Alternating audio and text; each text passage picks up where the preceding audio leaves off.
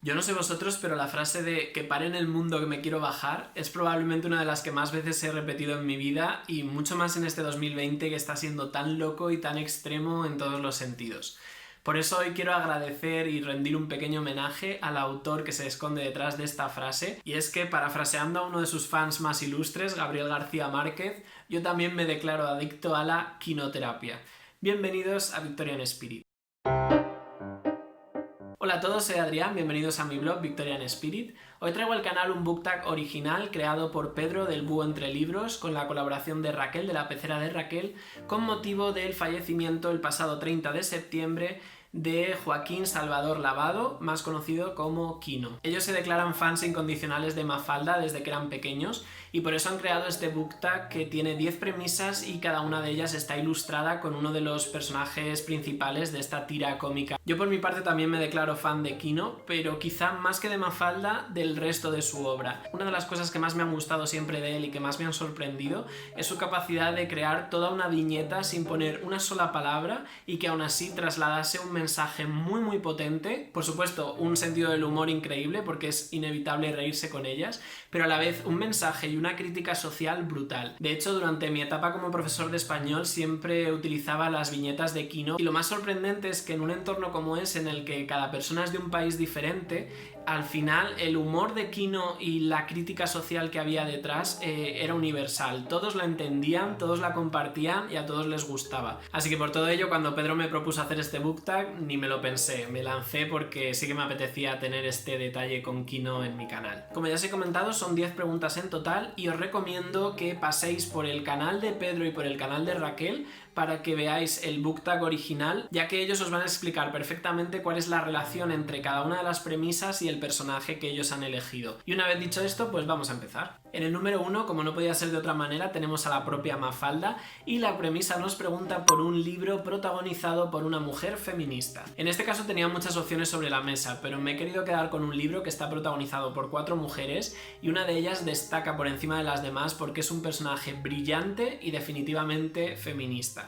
Os estoy hablando de Tomates Verdes Fritos de Fanny Flagg y en concreto del personaje de E.G. Threadgood. Ella es una chica joven que vive en el estado de Georgia en los años 30 y se podría definir como un espíritu libre. Ya desde pequeña huye de todos los convencionalismos sociales, vive la vida como ella quiere y la verdad es que es uno de los personajes más libres y más feministas que he leído probablemente en este 2020. Ella sola es capaz de hacer frente al Ku Klux Klan, de sacar adelante un negocio, de sacar adelante una familia y siempre derrochando una fuerza y una personalidad aplastantes. Así que no se me ocurría un mejor personaje para emparejarlo con Mafalda. En el número 2 tenemos el mundo, el globo terráqueo que tiene Mafalda en su casa, y la premisa nos pregunta por un libro que debería leer todo el mundo. Y aquí he elegido un ensayo que creo que lo debería leer todo el mundo, pero especialmente los lectores habituales de clásicos, porque creo que les iba a dar una nueva perspectiva sobre algunas obras y algunas autoras. Os estoy hablando de Una habitación propia de Virginia Woolf, que es un ensayo que se construyó a base de varias conferencias que ella dio en el College Femenino de Cambridge y que básicamente intentan analizar cuál ha sido el papel de la mujer dentro de la literatura a lo largo de distintos siglos. La premisa de la que parte el libro a priori parece muy sencilla, porque dice que una mujer, para poder llegar a ser escritora, lo que necesita es tener independencia económica y tener también una habitación propia donde nadie entre.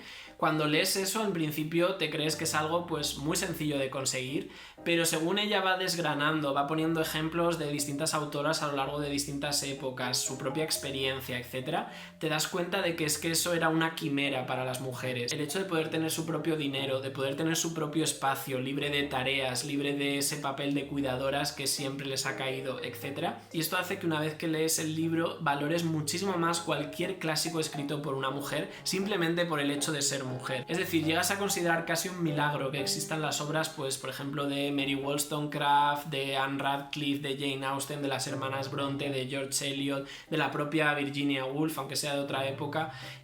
Realmente es un milagro que esas mujeres pudiesen tener la oportunidad de escribir libros. Así que los amantes de los clásicos no se pueden perder esta obra, porque ya os digo, os va a cambiar un poco la perspectiva y os va a hacer valorar muchísimo más a las autoras clásicas con las que os encontréis. En el número 3 nos encontramos con Raquel, la madre de Mafalda, y la premisa nos pregunta por un libro escrito por una mujer y protagonizado por una madre. Y aquí me he querido quedar con uno de los libros que más me han gustado en 2020, que ha sido Beloved de Toni Morrison. un libro que está basado en hechos reales en la vida de Margaret Garner, que fue una esclava que se escapó de una plantación con sus hijos para intentar llegar a Ohio, que era un estado libre, pero fue atrapada por el camino y ella prefirió matar a su bebé de 2 años, a su hija, antes que entregarla de nuevo y que tuviese una vida de penalidades como había sufrido ella. La autora se basó en esta historia para crear el personaje de Sete, que es la protagonista del libro, una mujer que también se vio obligada a cometer parricidio porque no quería que su hija sufriera lo mismo que ella había sufrido. Aún así, este libro, que es durísimo, coquetea con el realismo mágico para darle una segunda oportunidad a Sete como madre. Vamos a poder explorar todo el remordimiento que ella acumula por esa acción que tuvo que hacer, pero también cómo la vida le da una segunda oportunidad y cómo le da también esa capacidad de redención necesaria. Es un libro, ya os digo, brutal por todo lo que describe. Creo que es uno de los retratos de la esclavitud más duros que he leído últimamente. Es un libro al que cuesta mucho entrar, no es un libro fácil para nada, así que si os ponéis con él, tened paciencia, dadle una oportunidad porque yo creo que el resultado merece la pena. En el número 4 nos encontramos con el padre de Mafalda y nos pregunta por un libro con un gran padre literario. Y aquí os voy a traer un libro que no solo tiene un gran padre literario, sino que está lleno de padres, prácticamente de todos los puntos de vista posible de padres que podemos ver dentro de un libro. Y este libro es Los Miserables de Víctor Hugo, que además lo tengo muy fresco porque acabé hace cosa de una semana o dos la relectura. Y bueno, pues yo creo que no hay mejor ejemplo de libro, como ya os digo, que recoja la figura paternal desde tantos puntos de vista diferentes. En este libro vamos a tener padres ausentes, padres fugados, padres negligentes, padres amorosos, padres adoptivos, padres políticos / suegros, abuelos que ejercen de padres. En fin, tenemos un muestrario increíble de figuras paternales y lo más curioso es que la mayoría de ellas son el vehículo de Víctor Hugo para emocionarnos. Yo de verdad que en esta relectura con algunas de estas historias de estos padres yo lloraba como un niño pequeño porque es que es muy muy emocionante. Y bueno, por encima de todos ellos destaca Jean Valjean, el protagonista de la novela, que buena parte de la trama tiene que ver con la figura paternal que adopta. Y bueno, yo creo que pocos padres hay en la literatura tan carismáticos, tan amorosos y tan memorables como Jean Valjean. En el número 5 tenemos a Guille y la premisa nos pregunta por un libro protagonizado por niños pero dirigido a adultos. Aquí tenía muchas opciones porque es verdad que en 2020 he leído muchas novelas protagonizadas por niños pero que eran literatura adulta, así que al final he tenido que decidir cuál ha sido el que más me ha gustado, el que más me ha emocionado y el que más me ha sorprendido. Además da la casualidad de que es el único libro de este book tag que no tengo en físico porque lo leí en versión Kindle, así que os voy a dejar aquí la portada, y no es otro que A Tree Grows in Brooklyn de Betty Smith, en español Un árbol crece en Brooklyn, y que al estar protagonizado por una niña, por Francie Nolan, pues venía como anillo al dedo para esta premisa. Lo que más me gusta de este libro frente a otros similares que he leído este año, donde también encontrábamos historias de crecimiento de niños que crecían en entornos muy pobres y cómo salían adelante, es que este libro me parece el más real. Es un libro que huye totalmente de los clichés. Está ligeramente basado en la biografía de la autora. Yo creo que esto se nota frente a otros libros que probablemente quieren hablar de una pobreza y de unos entornos en los que no han vivido, y eso marca una diferencia muy importante porque con este libro todo es muy creíble, todo es muy real. La creación de personajes es alucinante y la protagonista Francie Nolan, desde el primer momento en que la conoces caes rendido a ella.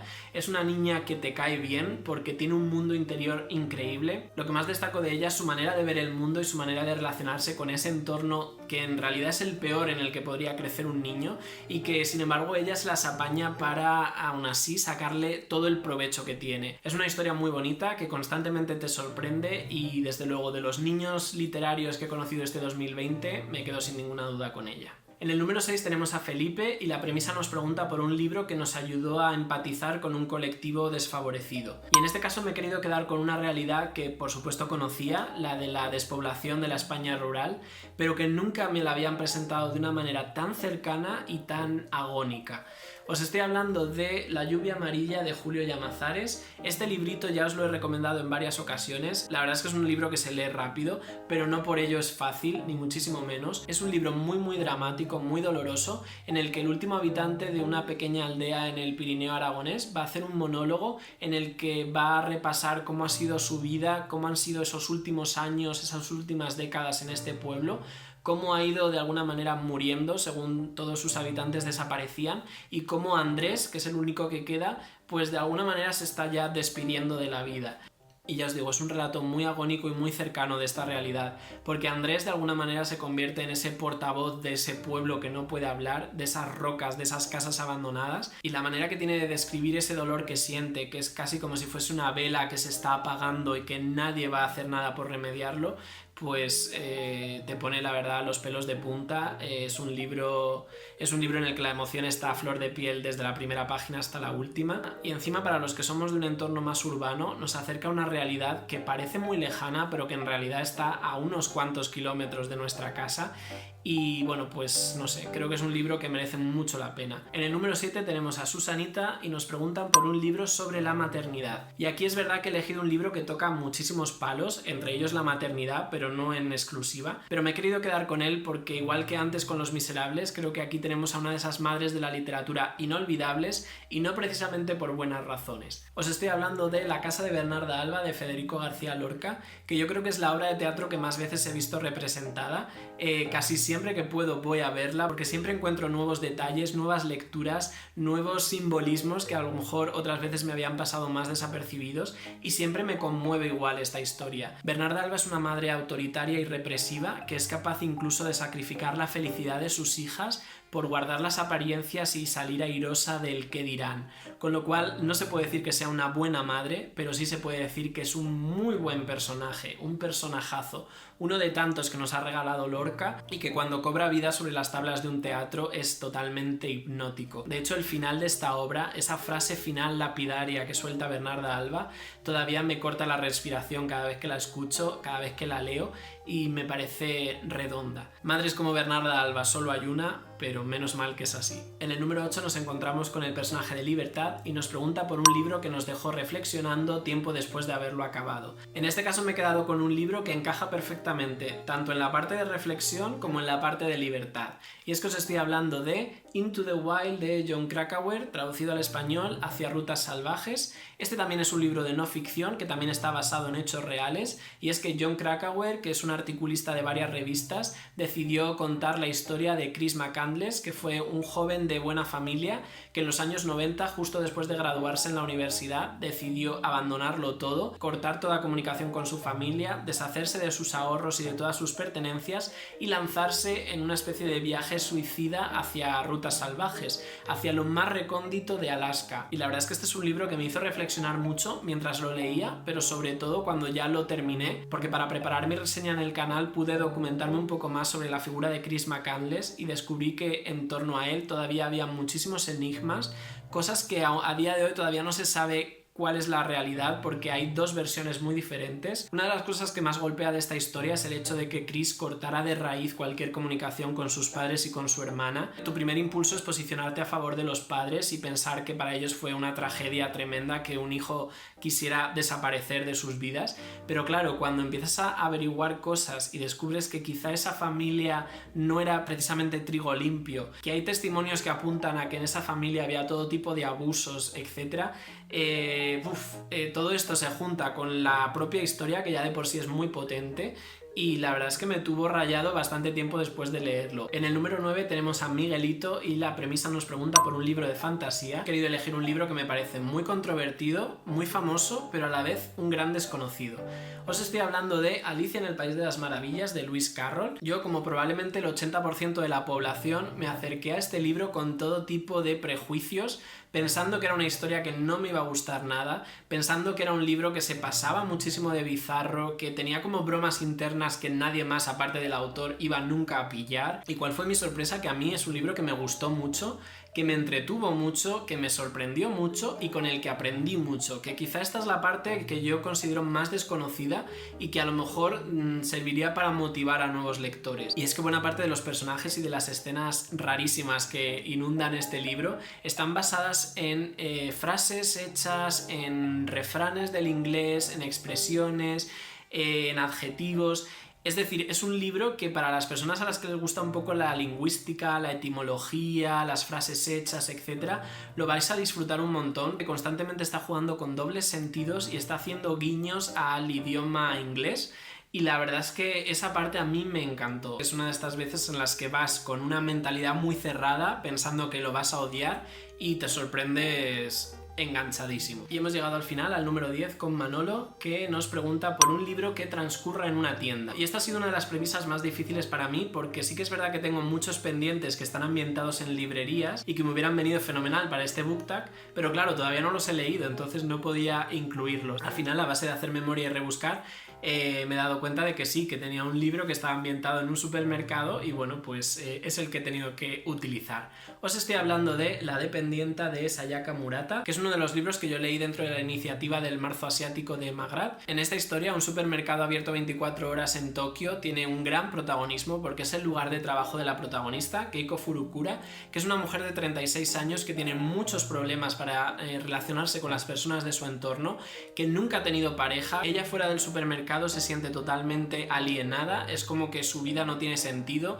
es un cero a la izquierda, ni siquiera en su familia pinta nada, pero dentro de las puertas del supermercado, que casi se podría considerar como su templo, ella sí que es alguien, porque ella lleva, me parece, 18 años trabajando en el mismo sitio, controla absolutamente todo, reconoce los olores, los sonidos, cada movimiento, cada cambio de producto. Digamos que su vida entera es el supermercado, de ahí que la novela se llame La dependienta, y bueno, pues entre ella y este entorno se crea como una simbiosis perfecta, porque Keiko solo se reconoce a sí misma como dependienta, ni siquiera como mujer o como ser humano.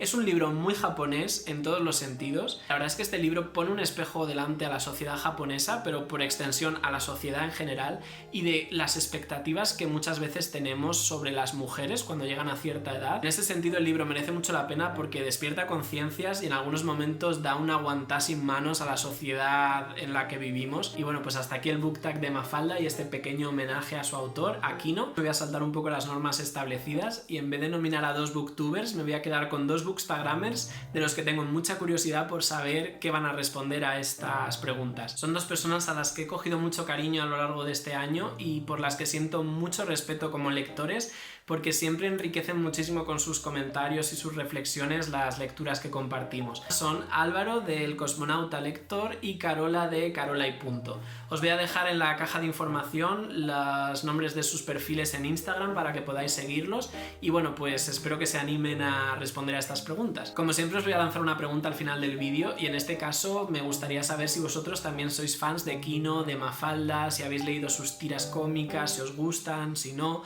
Y si hay alguna frase o algún chiste que os guste especialmente, pues me encantará conocerlo. Si es la primera vez que pasas por aquí y te ha gustado lo que te he contado, te invito a que te suscribas, le puedes dar al cabezón de Sherlock y a la campanita para estar siempre en contacto. Y a todos los demás, muchísimas gracias por estar siempre ahí, por vuestra atención. Espero que tengáis muy buena semana y nos vemos el domingo que viene.